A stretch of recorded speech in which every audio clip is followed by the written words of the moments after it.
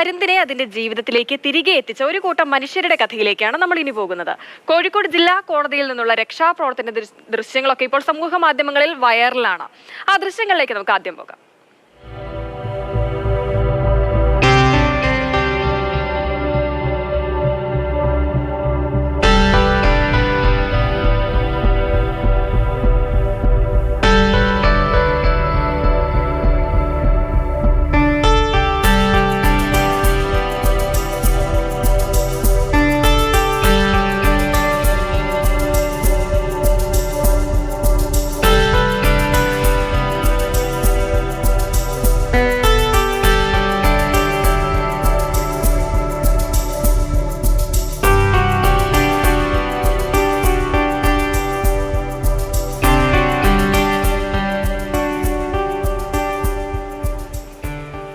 ആശംസ ചേരുന്നുണ്ട് ആ തത്സമയം. ആശംസ പരുന്തിനെ രക്ഷിച്ച ഫയർഫോഴ്സ് ഉദ്യോഗസ്ഥർ, അതും ഒരു ജീവനാണ് എന്ന് മനസ്സിലാക്കി അതിനെ രക്ഷിക്കാൻ കാണിച്ച ഒരു ഉദ്യമത്തിന് ആദ്യം വലിയൊരു കയ്യടി. എന്തായിരുന്നു അവിടെ ഉണ്ടായത്?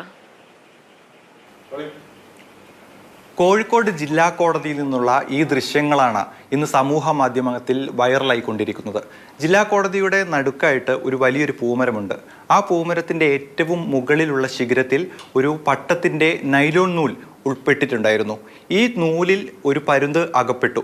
ഇത് കണ്ട കോടതി ജീവനക്കാരും അഭിഭാഷകരും ഫയർഫോഴ്സിനെ വിളിച്ചറിയിക്കുകയും ഫയർഫോഴ്സ് എത്തി ഈ കോടതി സമുച്ചയത്തിലെ തന്നെ ഒരു വലിയൊരു കെട്ടിടമുണ്ടായിരുന്നു. ആ കെട്ടിടത്തിൻ്റെ ഓട് നീക്കിക്കൊണ്ട് ഒരു തോട്ടി ഉപയോഗിച്ച് ഈ നൂല് കട്ട് ചെയ്യാനുള്ള ശ്രമം നടത്തി. എന്നാൽ ആദ്യ ശ്രമം ഫലം കണ്ടില്ല. രണ്ടാമത് മറ്റൊരു തോട്ടി കൊണ്ടുവന്നാണ് ഈ നൂല് മുറിച്ചു മാറ്റിയത്. എന്തായാലും 1 മണിക്കൂർ നേരത്തെ ശ്രമഫലമായി ഈ നൂല് കട്ട് ചെയ്യുകയും പരുന്തിനെ താഴെ ഇറക്കുകയും ചെയ്തു. പരുന്തിനെ താഴെ ഇറക്കുന്ന സമയത്ത് തന്നെ ഒരു വലിയൊരു തുണി ഉപയോഗിച്ച് ഈ പരുന്തിനെ രക്ഷപ്പെടുത്താൻ വേണ്ടിയിട്ടുള്ള ഈ പരുന്തിനെ കളക്ട് ചെയ്യാൻ വേണ്ടിയിട്ടുള്ള എല്ലാ ശ്രമങ്ങളും കോടതി ജീവനക്കാരുടെ ഭാഗത്തു നിന്നും ഉണ്ടായി. എന്തായാലും പരുന്തിനെ താഴെ ഇറക്കി. പരുന്തിനെ താഴെ ഇറക്കിയതിന് ശേഷം ഇതിനാവശ്യമായ വെള്ളം കൊടുത്ത് ഇതിനെ പറത്തി വിടാൻ നേരത്ത് ഇത് പറക്കാൻ പറ്റുന്ന ഒരു ആരോഗ്യസ്ഥിതി ഈ പരുന്തിനുണ്ടായിരുന്നില്ല. അതുകൊണ്ട് തന്നെ തൊട്ടടുത്തുള്ള മൃഗാശുപത്രിയിലേക്ക് ഈ പരുന്തിനെ മാറ്റി അവിടെ നടത്തിയ പ്രാഥമിക ചികിത്സയ്ക്ക് ശേഷം ഇതിനെ ആകാശത്തേക്ക് പറത്തി വിടുകയുമാണ് ചെയ്തത്. എന്തായാലും ഇതിനോടൊപ്പം പരുന്തിന് ഇപ്പോൾ മറ്റാരോഗ്യ പ്രശ്നങ്ങളൊന്നുമില്ല, അത് തിരിച്ചുഷാറോടെ പറന്നുപോയി. സന്തോഷമുള്ള ഒരു കാഴ്ച.